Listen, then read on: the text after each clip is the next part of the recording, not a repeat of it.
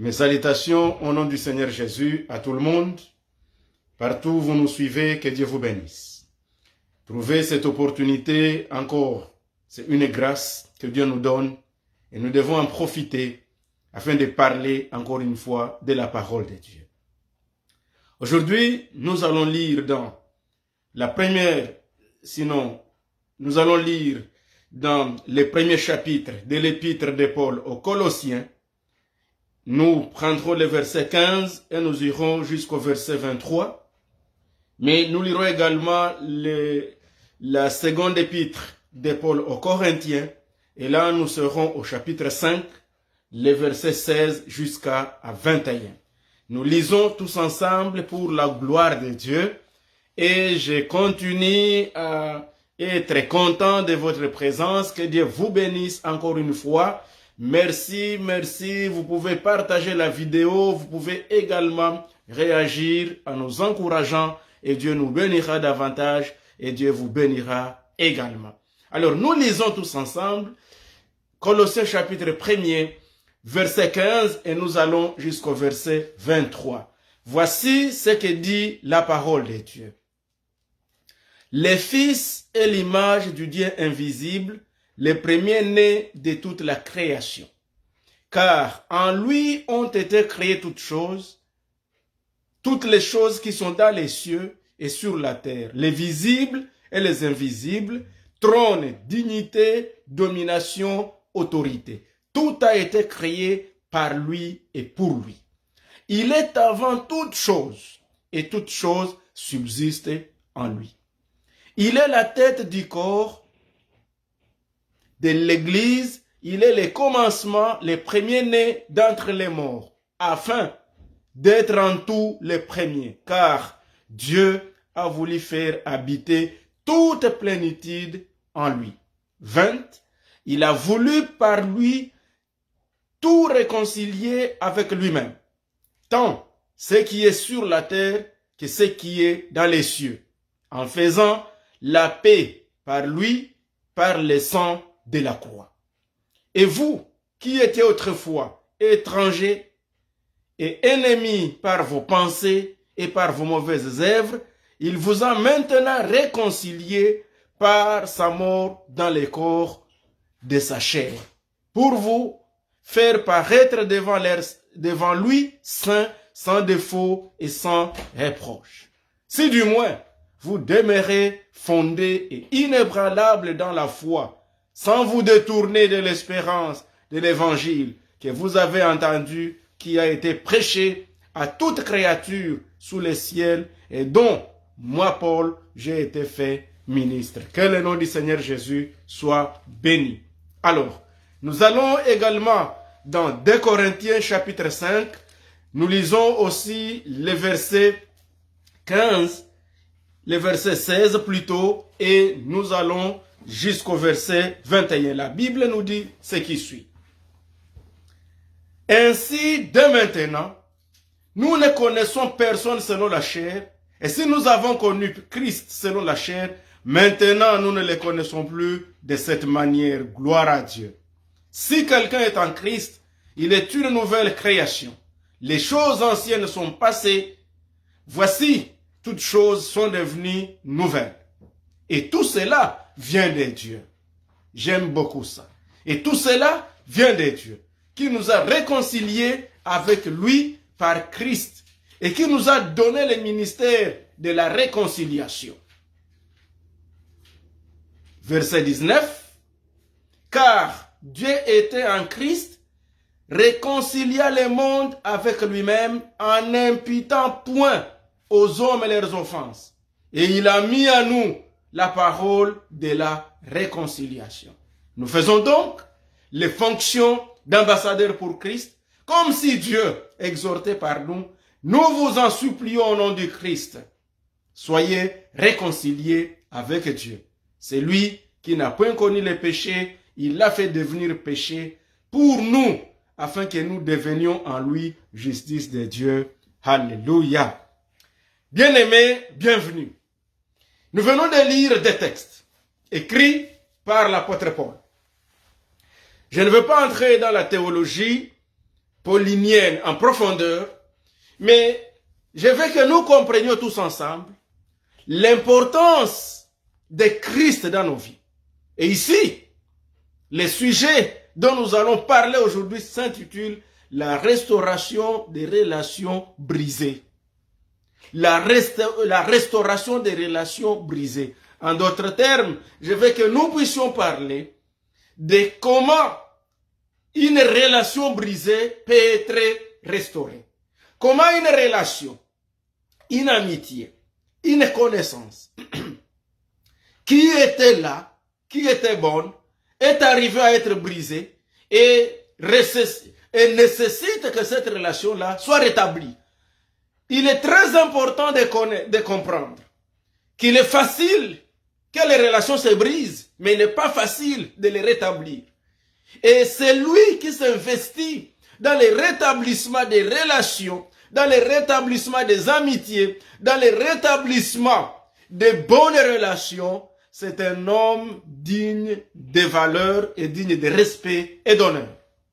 Et quant à ce qui nous concerne, et par rapport au texte que nous venons de lire, nous lisons un texte où Paul, si je puis commencer, à partir de la deuxième épître de Paul aux Corinthiens, il commence à dire ce qui suit. Ainsi, dès maintenant, nous ne connaissons personne selon la chair. Et si nous avons connu Christ selon la chair, maintenant, lui là, nous ne le connaissons plus de cette manière. La première chose, je souhaite que chacun de nous se pose la question de savoir de quelle manière tu connais Christ. Puisqu'il y a des personnes qui connaissent Jésus comme le fils de Marie.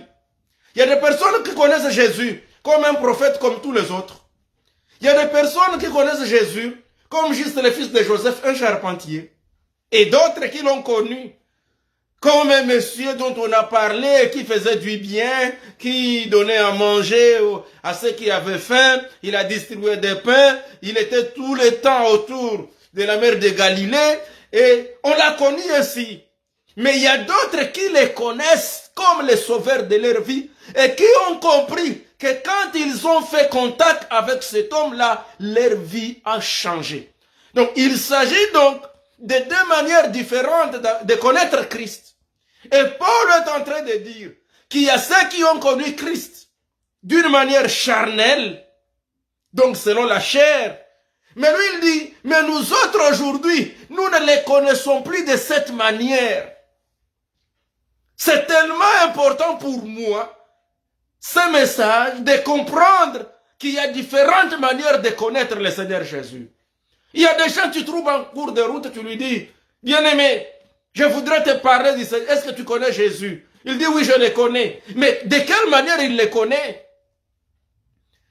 Puisque toutes les religions de ce monde, même celles qui ne croient pas en Jésus-Christ, ont au moins entendu parler qu'il y a un certain Jésus.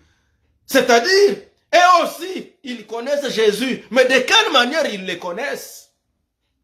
Paul nous montre qu'il y a deux manières de le connaître.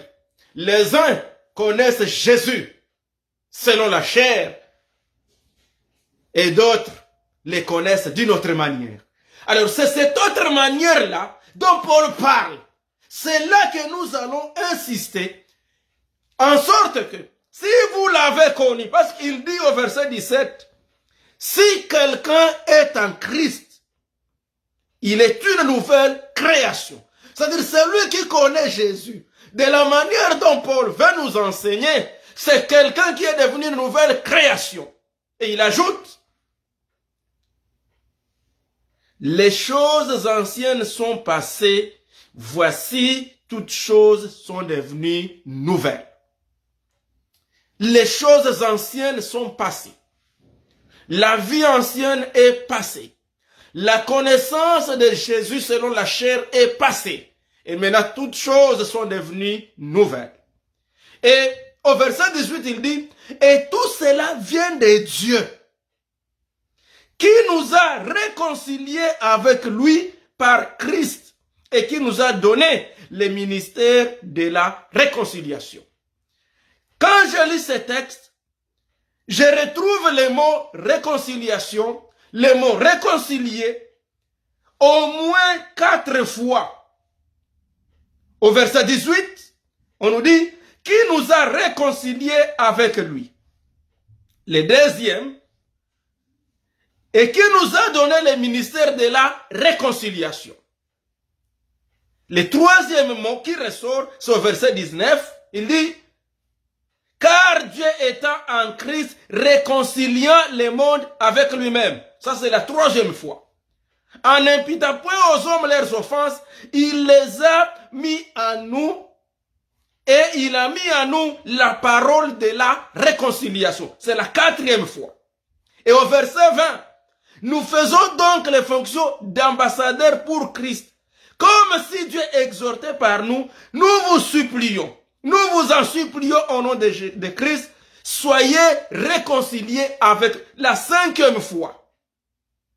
Donc ici, juste dans 4 versets, nous trouvons un seul mot qui est répété 5 fois. Et quand nous voulons parler de la réconciliation, ou de réconcilier, ou du ministère de la réconciliation, nous sous-entendons donc qu'il y a eu un problème. On ne peut pas parler d'une réconciliation là où il n'y a pas eu de conflit. On ne peut parler d'une réconciliation là où il n'y a pas eu de relations brisées. C'est lorsqu'il y a une relation brisée et dont on a besoin de rétablir qu'on parle de la réconciliation et qu'on parle de la restauration, qu'on parle de la remise au point des choses qui étaient brisées. Alors, et la Bible nous parle en disant, et tout cela vient de Dieu qui nous a réconciliés avec lui. Maintenant, on nous montre la relation qui était brisée, c'était entre qui et qui. Qui était en conflit? Celui qui était en conflit, c'est l'homme qui était en conflit avec Dieu. En d'autres termes, c'est nous, la race humaine, qui étions en conflit avec Dieu. Donc, c'est nous qui avons besoin que la relation soit rétablie. Donc, au début, il y avait une relation entre l'homme et Dieu. Et cette relation remonte de Genèse. Quand nous allons dans le livre de Genèse, la Bible nous dit, quand nous lisons Genèse, chapitre 1er, et nous sommes au verset 26, la Bible nous dit que Dieu avait créé l'homme à son image. Genèse 1, 26 à 29, nous trouvons que Dieu avait créé l'homme et la femme à son image. Et il les plaça dans le jardin d'Éden, une sorte de paradis terrestre. Et puis, il leur octroya la domination sur toutes les autres créatures. Après que Dieu ait placé l'homme dans le jardin d'Éden, il a dit, tout était beau. Et quand vous lisez bien, la Bible nous montre que chaque soir, le Seigneur Dieu venait lui rendre visite. Il venait voir Adam. Adam qu'il a placé comme gestionnaire de tout ce qui était sur la terre. Il lui a donné le pouvoir, lui a donné la domination, lui a donné l'autorité, il lui a donné tout ce dont il avait besoin. Et il l'a placé dans les jardins, un paradis terrestre que tu ne peux imaginer sa beauté ni sa splendeur. Et cette relation-là, entre Dieu et l'homme, c'était une relation éternelle. C'était une relation d'amour. C'était une relation qui devait être conservée. Et les faits révélés sont suivants même dans cette relation. C'est que l'homme a été créé et non le produit de l'évolution, comme d'aucuns le pensent aujourd'hui. D'autant plus que cet homme-là qui a été créé par Dieu, il a une conscience de Dieu et il est doté d'une nature religieuse. Ça, c'est selon le docteur Scofield. Et quand il diffère des animaux, cet homme-là, voilà pourquoi il a été créé à l'image de Dieu et à la ressemblance de Dieu. Pourquoi? Nous disons que l'homme créé à l'image de Dieu, la ressemblance de Dieu, tout simplement parce que cet homme-là que Dieu a créé, il a une certaine personnalité. Dieu lui a donné la raison et un certain sens moral. C'est ainsi qu'il est créé donc à l'image de Dieu. Mais en dehors du fait que cet homme soit créé à l'image de Dieu, Dieu est infini, mais l'homme a été créé limité. Donc, le fait qu'on soit à l'image de Dieu ne signifie pas que l'homme était égal à Dieu. L'homme est limité, mais Dieu est infini. Et l'homme, cependant, il a possédé et Dieu lui a donné 3 éléments de personnalité qui sont analogues à lui. Il y a l'intelligence, la sensibilité et la volonté. Quand vous lisez Genèse 2, 19 à 20, l'homme est intelligent. C'est pourquoi Dieu lui donne le pouvoir de donner les noms à tous les animaux. Et il pouvait facilement dire, celui-ci c'est un éléphant, celui-ci c'est un léopard, celui-ci c'est une vache. Il pouvait appeler ça insecte, il pouvait appeler ça crocodile, il pouvait appeler ça ours. Il pouvait, et il a dû d'ailleurs nommer tous les animaux, puisqu'il est un homme intelligent. Un homme qui a une certaine sensibilité et il a aussi la volonté. Cette volonté-là, c'est ce qui lui permet de faire ce qu'il veut. Il est libre. Et ça, c'est important. Donc, quand Dieu créa l'homme, il l'a créé avec la volonté, avec l'intelligence et avec un sens moral et une certaine sensibilité. Créé à l'image de Dieu. Et c'est ainsi que, même quand nous lisons dans 1 Thessaloniciens 5, 23, nous voyons que cet homme, il est créé avec, où il est 3, il est en 3. C'est comme une trinité. Il est corps, âme et esprit. Cet homme ici créé par Dieu. Cependant, Dieu lui donna toute la domination. Et quand Dieu lui donne la domination sur la terre, il reçoit la souveraineté sur la terre. L'homme reçut la souveraineté. Étant créé à l'image de Dieu, Dieu l'a couronné d'honneur et de gloire. Et tout en dépendant de Dieu, son créateur. Et c'est là, nous avons à comprendre donc que la pensée divine était que cet homme-là, qui a été créé à l'image de Dieu, puisse demeurer obéissant, demeurer en communion avec Dieu. Qu'il demeure en bonne relation avec Dieu. Qu'il demeure obéissant à Dieu. Voilà l'idée première, la pensée première de Dieu en créant l'homme et en le plaçant dans le jardin d'Éden. Malheureusement, nous voyons la naissance du conflit. Et là, quand nous lisons dans Genèse chapitre 3, verset 17 à verset 19, nous allons découvrir que le péché dont le principe même est la rébellion contre Dieu est apparu et l'homme se trouva séparé de Dieu. Et il a perdu cette souveraineté. L'homme a perdu cette souveraineté sur la terre. Il devient en conflit avec Dieu. Et ce conflit va perdurer pendant longtemps. Donc si nous parlons de la restauration, de la réconciliation, c'est puisqu'il y a eu un conflit entre 2 personnes. Un conflit entre 2 entités, entre l'homme et Dieu. L'homme qui place sa confiance, Dieu qui place sa confiance en l'homme, et le place dans le jardin d'Éden, il lui donne des responsabilités, il lui donne toute autorité, il lui donne la gloire et la souveraineté sur la terre. Mais cet homme qui brise, parce qu'au fait, dans toute relation, il y a toujours les termes du contrat. Et les termes du contrat, c'était que dans le jardin, il y a toutes sortes d'arbres. Et vous avez le droit de manger du fruit de tous les arbres. Mais quant à l'arbre qui est au milieu du jardin, celui de la connaissance du bien et du mal, Dieu avait interdit à l'homme de le toucher. Ce n'est même pas arriver à manger du fruit, mais de le toucher, c'était déjà interdit à l'homme. Voilà les termes du contrat. Et tant que les termes du contrat sont respectés, les relations sont bonnes. Que ce soit dans les mariages, que ce soit entre les États, que ce soit dans les affaires, que ce soit dans toute activité, tant que les termes du contrat sont respectés par toutes les parties, là, il y a encore la bonne relation.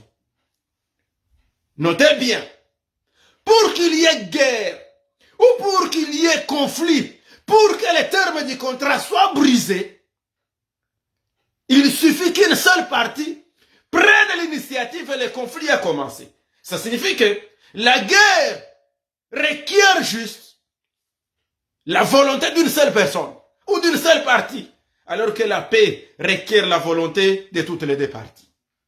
La réconciliation requiert la volonté de toutes les deux parties. Et quand nous poursuivons notre analyse et notre texte de ce jour, nous comprenons donc qu'à cause du péché, la Bible nous dit, le but de Dieu, qui était de retrouver sa ressemblance, la communion avec Dieu et l'autorité qu'il avait, que l'homme avait reçue au commencement, était toujours resté en Dieu. Donc Dieu avait toujours cette pensée. Même si l'homme a péché. Et la Bible nous dit que lorsqu'Adam a péché, l'Éternel lui dit, Adam, Adam, où es-tu? Genèse 3:9. Il dit, Seigneur, j'ai entendu ta voix, mais je me suis caché parce que je me suis trouvé nu. Et la question de Dieu était, qui t'a dit que tu es venu nu? Donc, as-tu mangé les fruits dont je t'avais interdit? Et il commence à accuser. Il dit, la femme que tu m'as donnée. Et quand il demande la question, il pose la question à la femme répond, c'est le serpent qui m'a trompé. Et, pour être bref, le jugement de Dieu est tombé. Quelles sont les conséquences de la chute de l'homme? Le péché a atteint la race humaine tout entière. Et l'attaque de Satan se développa sur 3 plans. D'abord, il a commencé à insinuer les doutes à l'égard de la parole de Dieu. Le diable a commencé à créer les doutes. Et c'est ça ce qu'il fait même jusqu'à aujourd'hui. Il y a beaucoup de gens qui ont connu Jésus d'une autre manière parce que le diable a créé un doute dans eux. Il y a même ceux qui étaient de vrais chrétiens, de vrais serviteurs de Dieu, qui prêchaient la bonne foi, la saine doctrine. Mais quand ils ont rencontré les diables ou les serviteurs de Satan, ils ont été convaincus et cela a insinué, cela a créé les doutes dans leur vie et dans leur foi. Bien-aimés dans le Seigneur, attention aux doutes du diable. Attention aux propositions, à l'insinuation du doute. Est-ce que réellement Dieu avait-il dit? Que Dieu nous pardonne et qu'il nous aide. Alors, deuxièmement, le diable a nié même la parole de Dieu. En Genèse 3, 1, 5, où il dit, Dieu sait que les jours où vous en mangerez, vous serez comme lui. Et il sait que vous connaîtrez les biens, vous serez comme lui. Vous connaîtrez les biens et les mal. Vous serez comme lui, en sachant les biens et les mal. Et ici, le diable, maintenant, il commence à montrer à Ève, à l'homme, que c'est lui qui est fiable plus que Dieu. Que Dieu nous pardonne. Le diable cherche à nous montrer qu'il est digne de confiance alors qu'il n'a jamais été digne de confiance parce qu'il est menteur. Le diable était menteur. Et troisièmement, le fait qu'Adam et Ève éprouvèrent les besoins de se cacher montre qu'effectivement, par la chute, ils ont été rendus conscients de leur péché et de leur condamnation et de leur séparation de Dieu. La nature même de l'homme a changé et il est devenu perverti. L'homme est devenu perverti et ennemi de Dieu. Romains 5, 19. Maintenant, l'état de mort spirituelle qui a pour corollaire la mort physique est aussi arrivé. Et toutes ces deux-là, morts, sont impliqués dans Genèse. Et maintenant, l'homme ayant péché, la promesse initiale de Dieu, alléluia, elle demeure, celle de les restaurer, celle de la rédemption. C'est pourquoi dans Genèse 3,15, la Bible nous dit que l'Éternel lui-même dit à l'homme, je mettrai une inimitié, s'il vous plaît. Je m'excuse, l'Éternel lui-même dit à Satan, dit au serpent, je mettrai une inimitié entre ta descendance et la descendance de la femme. La descendance de la femme t'écrasera la tête et toi, tu les blesseras au talon.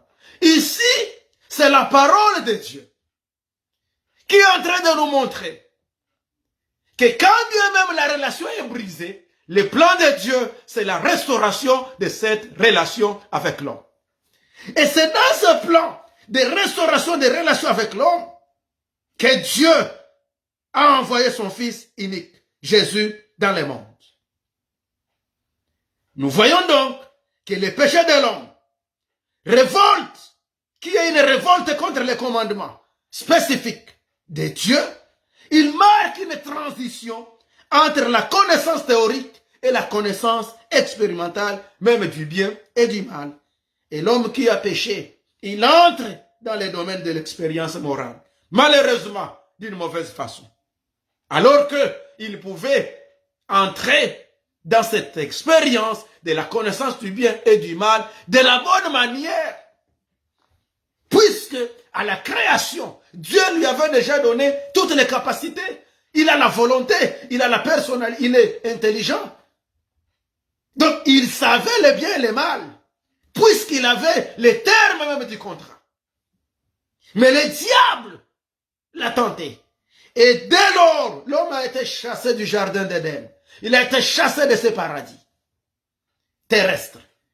Et l'homme s'est trouvé nu. L'homme s'est trouvé abandonné. La relation qu'il avait avec Dieu, cette visite régulière qu'il avait avec Dieu, chaque soir, il a tout perdu. Il a perdu la souveraineté. Il a perdu l'autorité qu'il avait, même sur toutes les créatures. C'est ainsi que l'homme ne pouvait plus s'approcher de certains animaux. Ils sont devenus féroces. Il ne pouvait plus s'approcher de certaines choses. On a tout perdu. L'homme a seulement eu,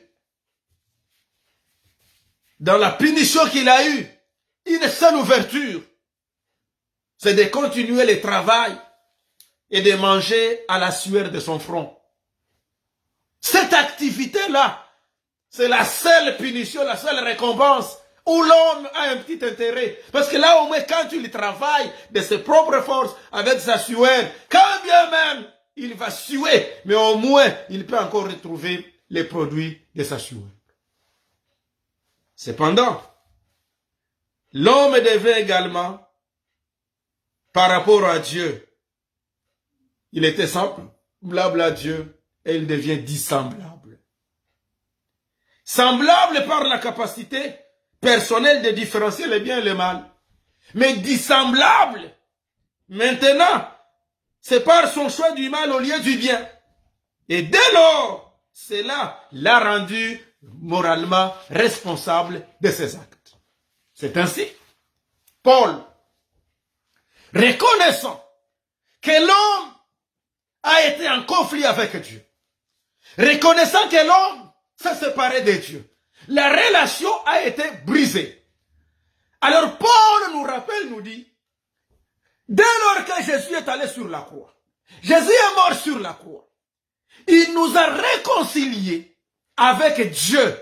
Nous ne les connaissons plus d'une manière charnelle, nous les connaissons d'une autre manière.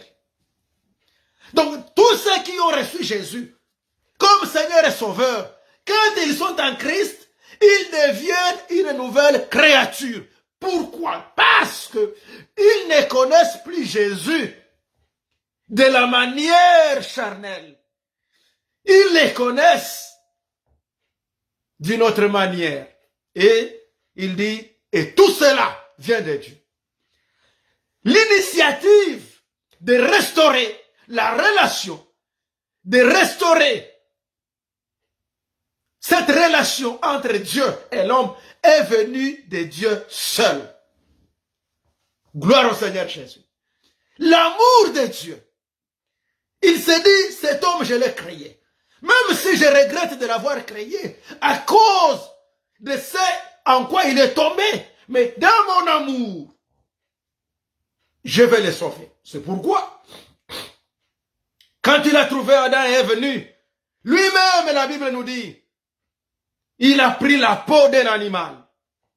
En d'autres termes, il a égorgé un animal innocent. Il a pris sa peau, il les a couverts. C'est la première tentative ou la première preuve de l'amour de Dieu. du salut qu'il veut nous accorder. Il est allé lui-même chercher Adam, lui dit, Adam, où es-tu? C'est pas l'homme qui a cherché Dieu, c'est Dieu qui nous a cherchés. Et le choix de Dieu, c'est pas nous qui l'avons choisi, c'est lui qui nous a choisis. Et comme il nous a choisis, nous devons être fiers de ce choix et nous devons lui en être reconnaissants. Ce que tu es, ce n'est pas toi, c'est Dieu qui t'a choisi.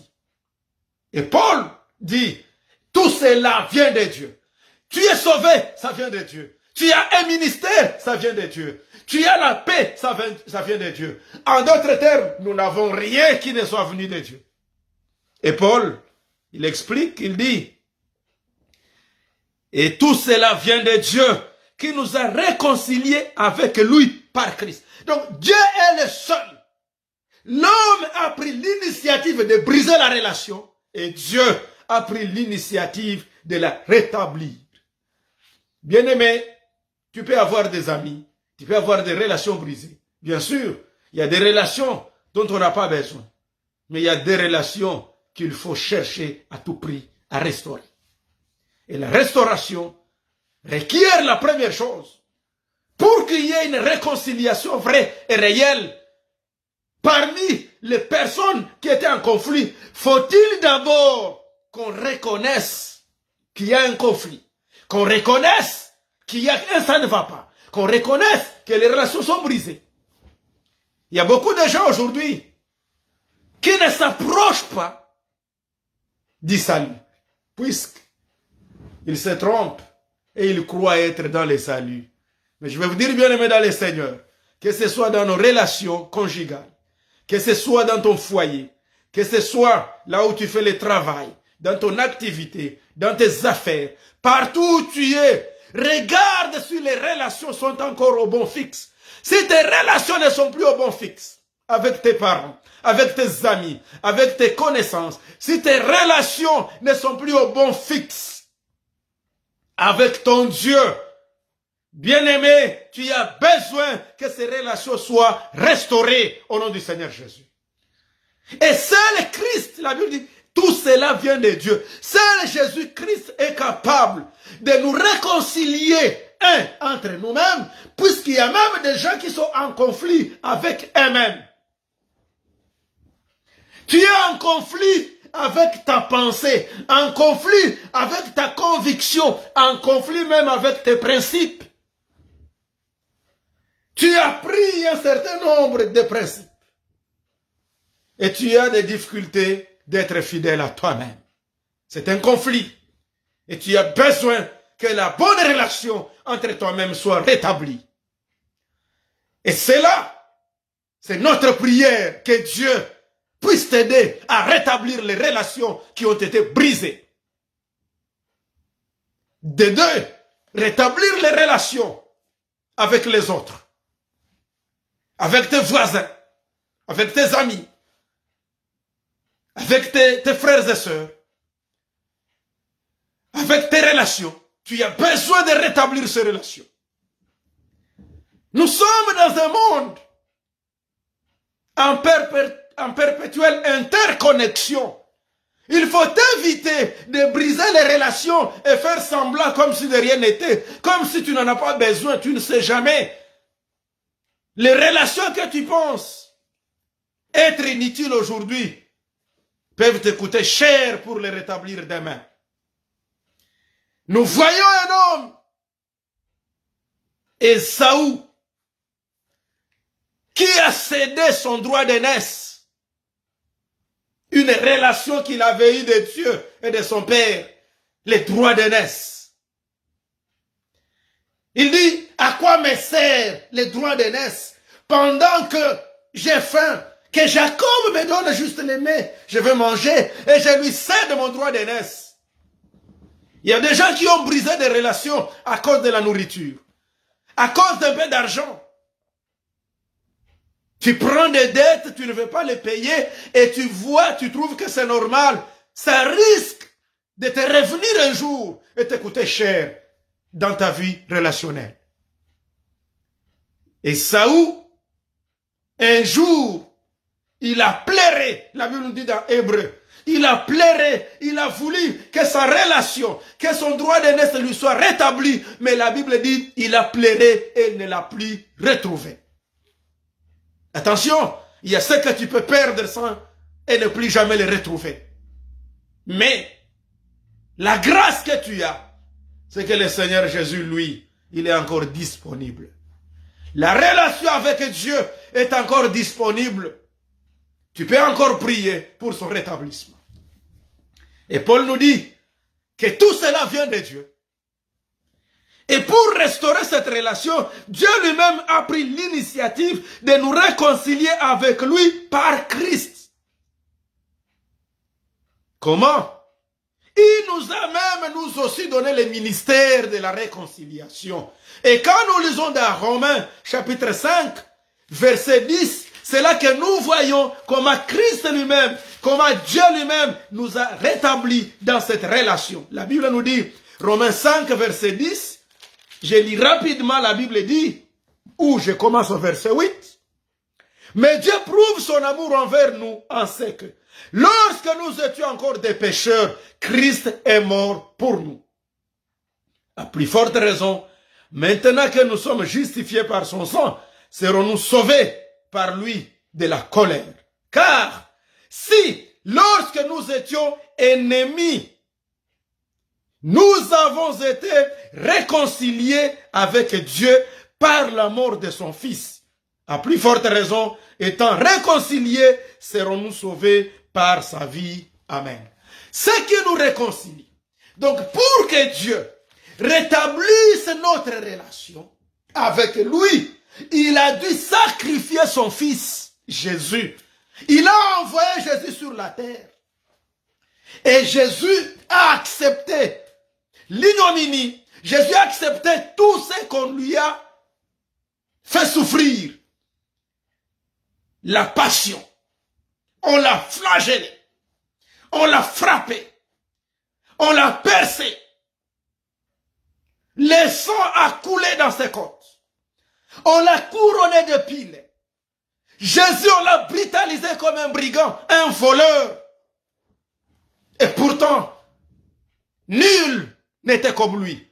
Le seul qui n'a rien fait. D'ailleurs, même Pilate a lavé les mains. Il dit, je ne trouve aucun crime en lui.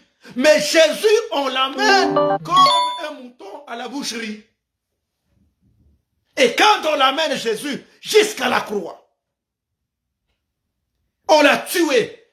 La croix était réservée à des grands malfaiteurs, à des bandits de grands chemins, à des criminels, à des tueurs.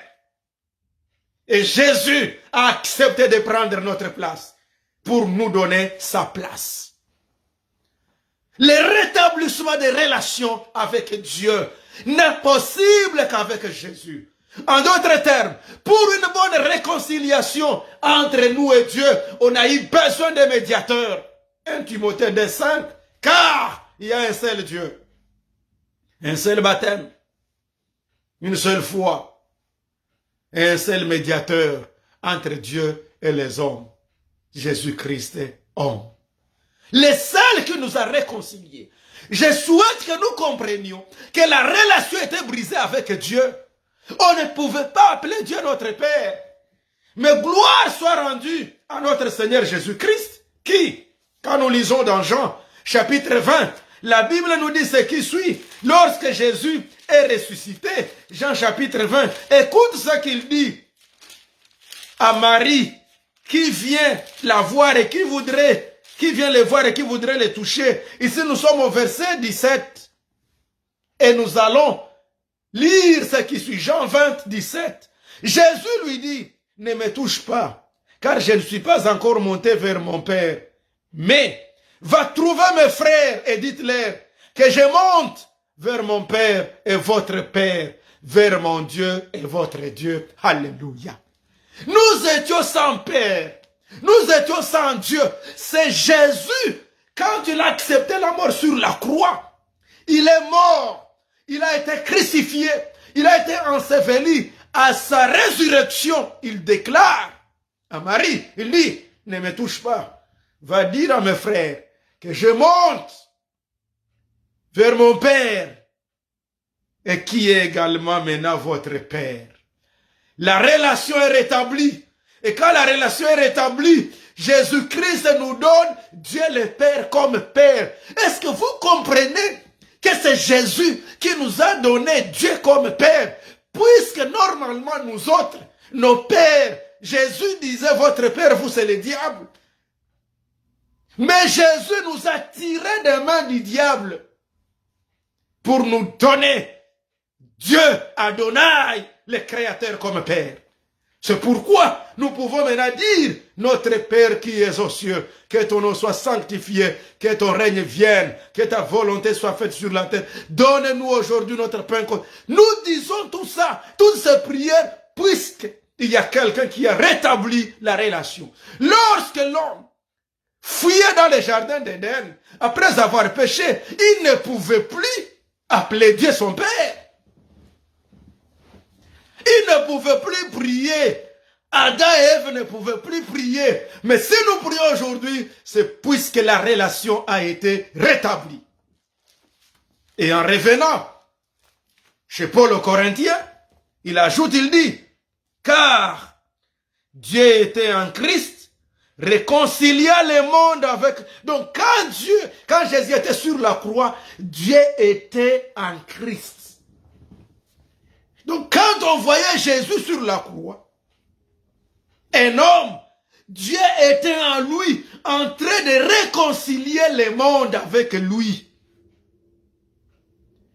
En n'imputant point aux hommes leurs offenses, et il a mis à nous la parole de la réconciliation. Donc regarde, Jésus réconcilie l'homme avec son Créateur.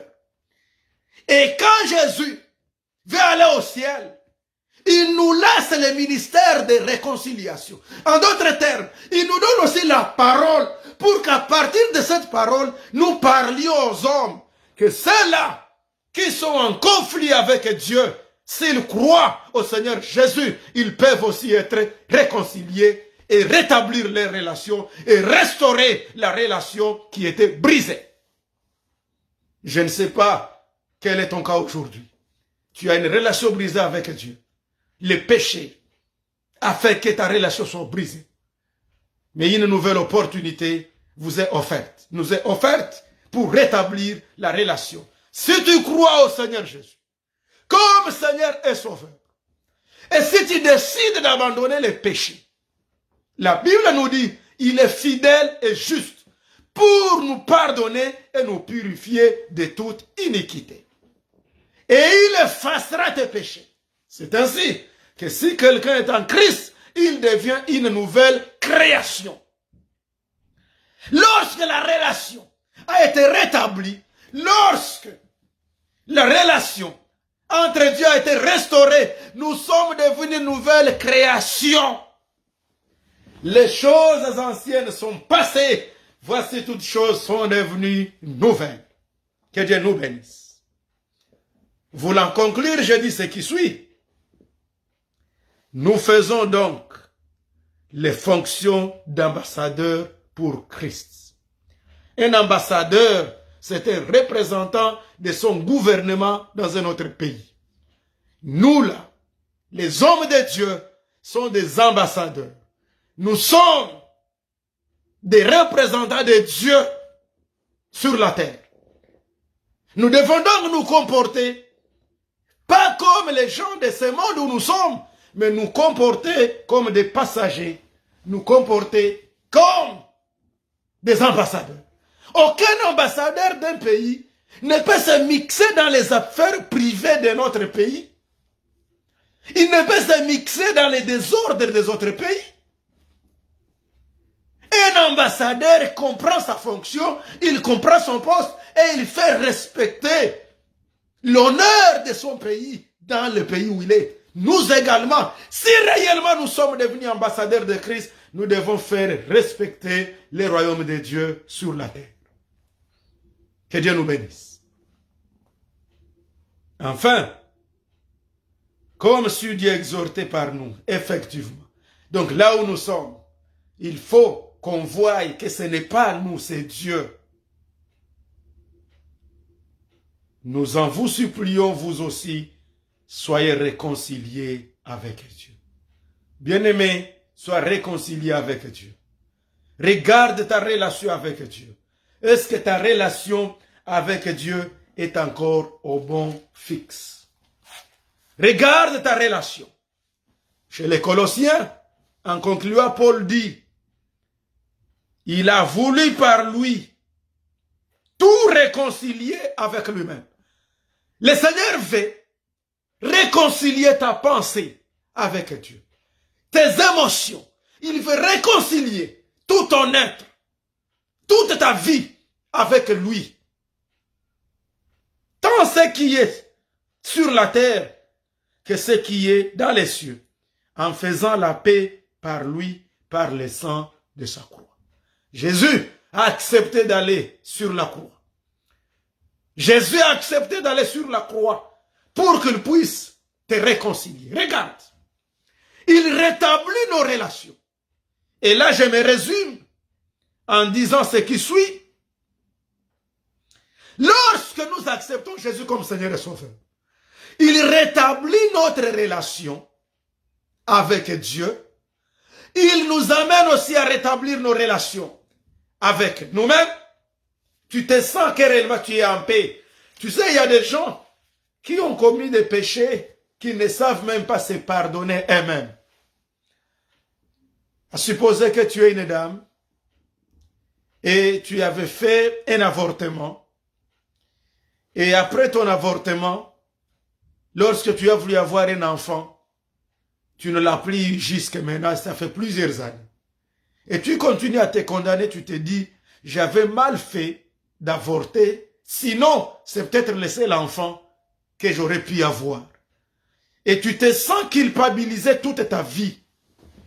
Ma sœur, si tu m'écoutes, je vais te dire une chose.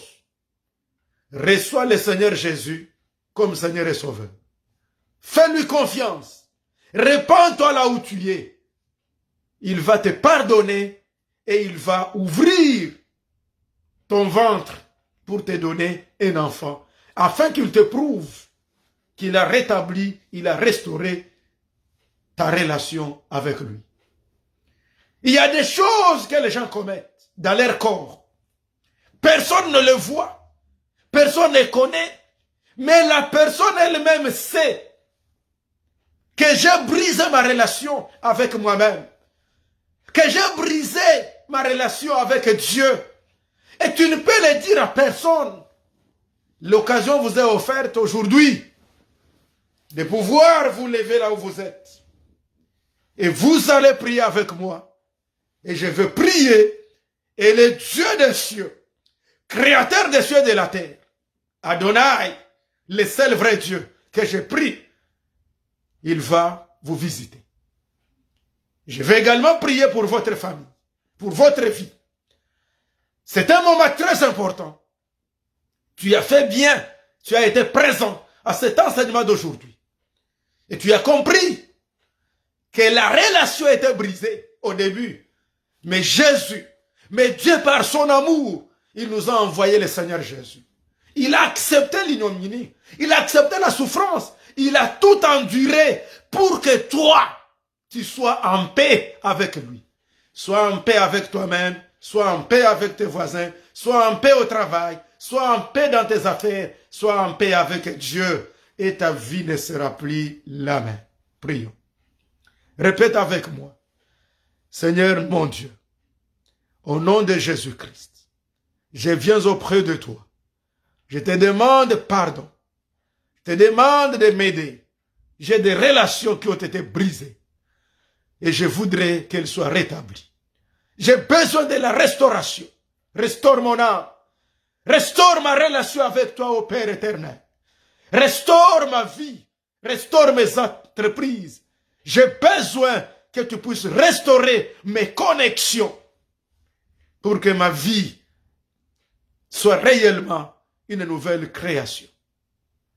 Père, c'est là qui viennent auprès de toi et qui se reconnaissent avoir brisé la relation avec toi et qui voudraient qu'elle soit rétablie, Jésus, sur la croix, tu as déclaré que tout est accompli.